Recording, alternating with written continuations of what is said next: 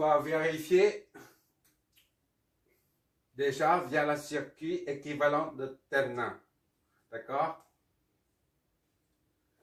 Et après, on vérifie, on fait la même chose avec le circuit initial. Bon, on fait comme d'habitude, on procède comme d'habitude. 1, 2, 3, ici. Disons P. C'est pas grave. Bon, on suppose un courant qui sera ici, c'est I, B. I, B. D'accord? Donc IB rentre dedans. IB. On ne peut pas supposer un autre courant qui sort ici, puisqu'il y a une seule branche. Un seul courant qui circule dans une seule branche. D'accord? IB va jusque là. Voilà. Et après, ça c'est une source de tension, donc V.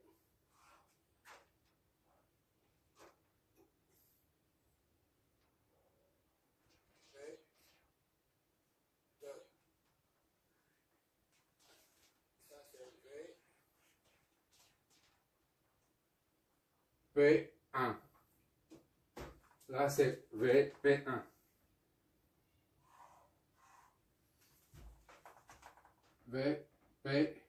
V1, 3. VP1, V. Et là, ici, c'est V. Ou là, c'est la même chose. 3, 2. Bon, on doit trouver IB. Comme d'habitude. Ici, le plus simple, c'est d'utiliser la loi des miles.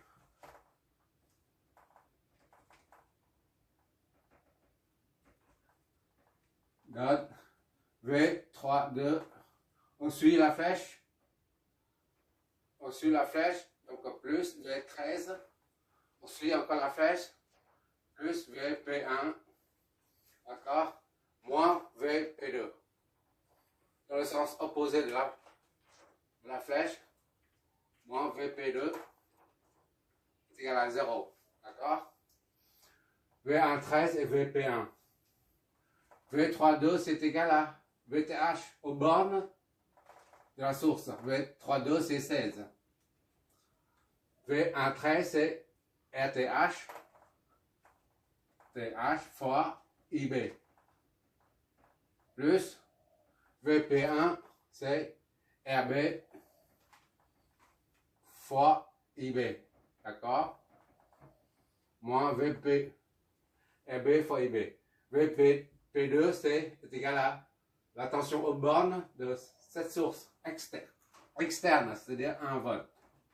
0, ce qui fait RTH fois IB plus RB fois IB est égal à 1 moins 16. D'accord? Moins 16. C'est-à-dire, on isole IB. On voit toujours. Oui, on voit toujours. IB, on l'isole, ça donne RTH plus RB est égal à moins 15. Soit IB est égal à moins 15 divisé par RTH plus RB.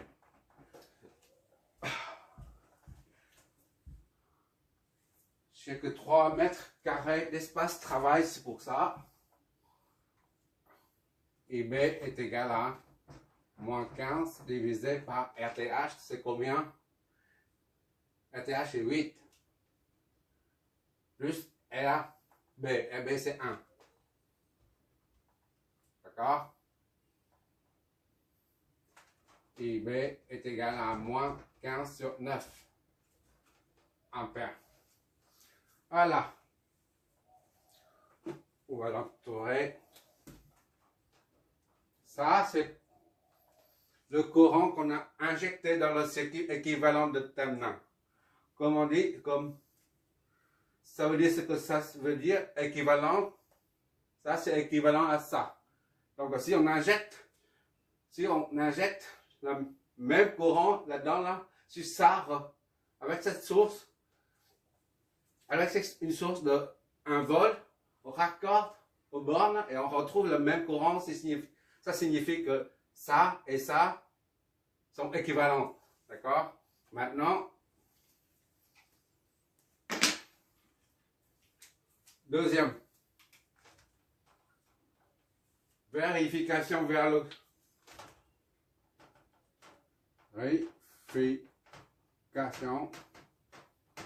via le circuit initial d'origine. C'est la même chose. Bon, prêt. Hop là.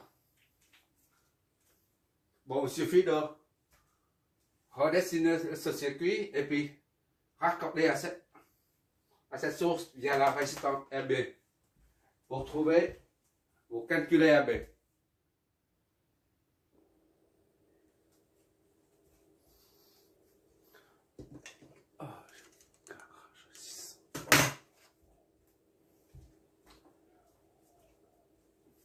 Là, je reproduis le circuit d'origine et on va injecter via la source de tension et la résistance d'attaque un courant IB.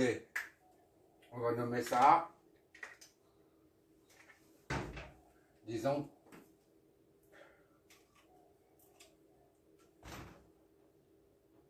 P. 1, 2. Ici c'est 3. D'accord? Ici c'est le même que 0. Ou le point 0. Voilà. On injecte un courant dedans, IB.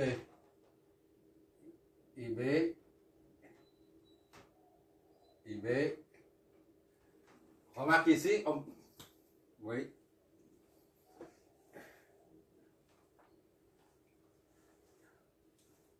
Et ici, un courant I1 qui sort d'ici. I1 ou IA. I1, elle est. I1, ici. Les deux se joignent pour qu'il n'y ait pas de bouchon, un courant dans les sens. I2. D'accord? Bon, on va flécher les flèches de tension. Ici, c'est V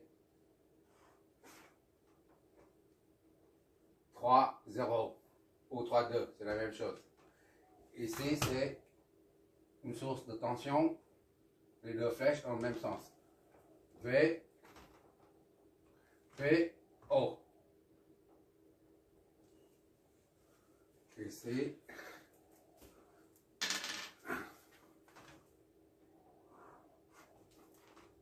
V, P, 1. Puisque c'est un récepteur, les deux flèches s'opposent. V, 3, 1. Et enfin, ici, c'est V1, O. Ça fait V10. Voilà. On y va. V3, V30 est égal à, la tension aux bornes, c'est VA, c'est 20 volts. V30 est égal à V3 moins V0 est égal à 20. Donc V3 est égal à 20 volts. D'accord?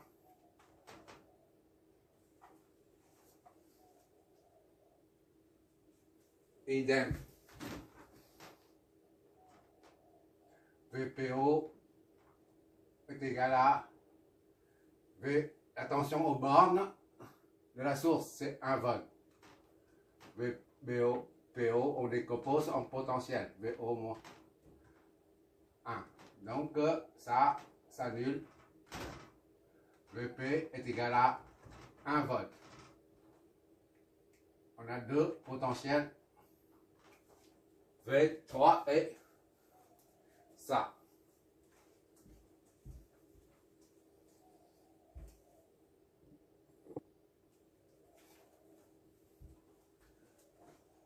Qu'est-ce qu'il nous reste à faire? On fait ça. On applique la loi d'Ohm. V3,1 est égal à R1 fois I1. D'accord? V3 moins V1 est égal à R1 I1. D'où I1 est égal à V3 moins V1 sur R1 est égal à V3, c'est combien? 20. D'accord?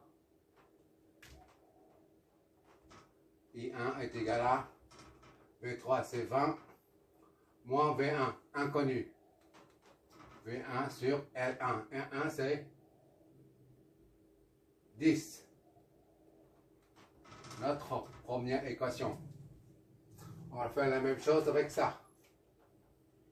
Avec ça déjà. V1 est égal à RB fois IB. VP moins V1 est égal à RB fois IB. D'où IB est égal à VP moins V1 sur RB. IB est égal à VP, c'est 1 moins V1 sur RB. RB, c'est 1. IB est égal à 1 moins V1. Notre deuxième équation, d'accord? Troisième équation, c'est ça. On applique la loi d'Ohm au troisième récepteur. V10 est égal à R2 fois I2. V10 est égal à V1 moins V0. On décompose la tension en potentiel. R2, I2.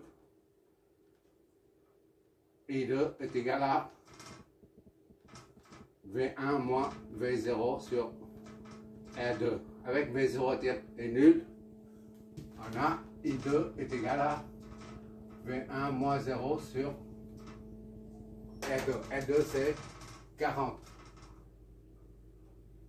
Soit I2 est égal à V1 sur 40. Notre troisième équation. Jusque-là, c'est classique. Maintenant, on applique la loi des nœuds ici. I1 plus IB est égal à I2. Loi des nœuds. I1 plus IB est égal à I2. C'est-à-dire, I1 c'est ici. 20 moins V1 sur 10 plus IB c'est 1 moins V1 est égal à I2. V1 sur 40. D'accord? Maintenant, qu'est-ce que ça nous donne? 4. 40 sur 4 fois 20 moins V1 plus 40 fois 1 moins V1 est égal à V1. D'accord?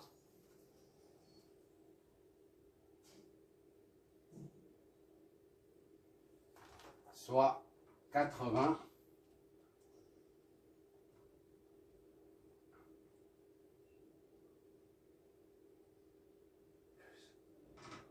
40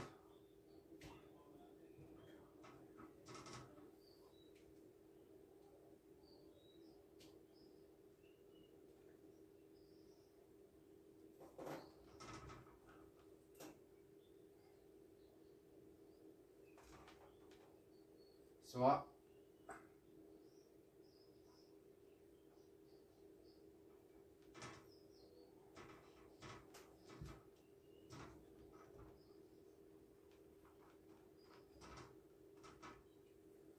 voilà.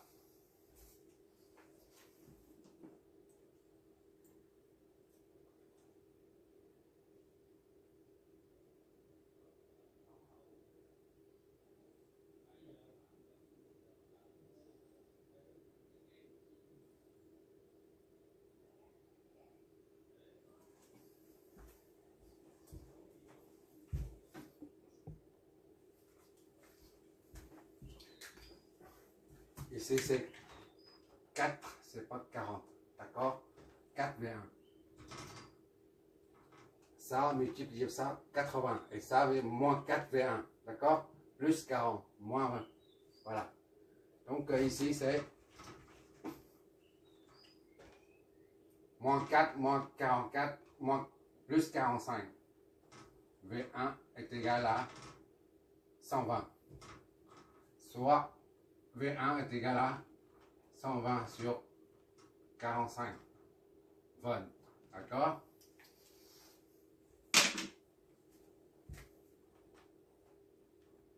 Voilà.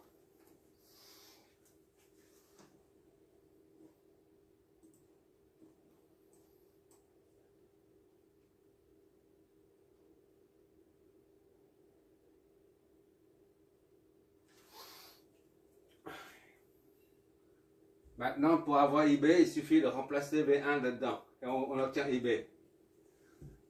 2 IB est égal à 1 moins V1. Donc 1 moins 120 sur 45. Ça donne combien? Je dois prendre la calculatrice pour être sûr.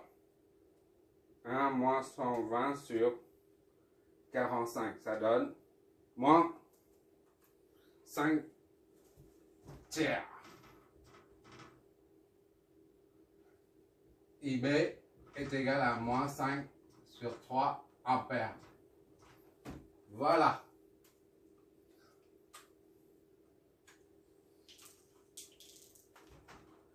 C'est la même chose qu'ici. 15 sur ça, c'est divisé par 3, ça donne 5. Divisé par 3, 9, divisé par 3, ça donne 3. D'accord? Ça signifie quoi? Moins, c'est-à-dire, ici on a trouvé moins aussi. Moins, il faut changer le sens de la flèche. D'accord? Il va dans ce sens-là. Voilà, IB. D'accord? Et ici, c'est pareil. On change le sens de la flèche parce qu'on a trouvé moins IB. D'accord? Autrement dit, quand on branche, on injecte un courant, on dit on injecte, mais quand on raccorde le circuit d'origine à ce circuit-là, et bien le circuit d'origine faire circuler un courant IB vers la source externe. D'accord? Ici, c'est pareil. On a trouvé le même courant. Ça signifie que ça correspond bien à ce circuit équivalent de Thévenin, correspond bien au circuit d'origine. Tout simplement. D'accord? Il faut changer ça, c'est tout. Vu le signe moins, il faut inverser le sens du courant. Voilà. C'est ça qui permet de confirmer que ce circuit équivalent de Thévenin est bien équivalent à ce circuit-là. D'accord? C'est pas compliqué.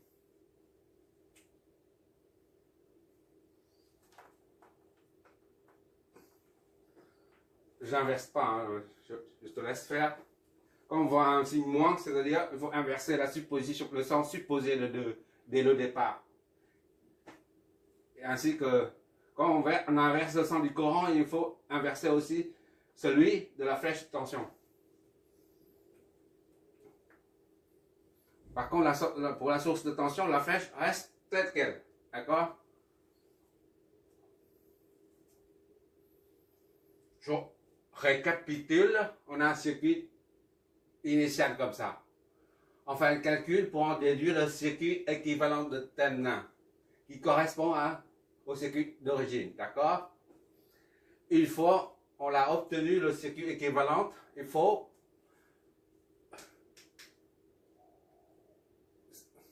contrôler la résistance équivalente et la source équivalente de Thévenin. Et ce, par injectionnant Oui, injection d'un courant dans le circuit équivalent. De même, pour le circuit d'origine, on injecte un courant dedans. Et si les deux courants, IB dans le circuit d'origine et le IB dans le circuit équivalence, sont le même, alors là, dans ce cas, le résultat pour le circuit équivalent de terminal est correct.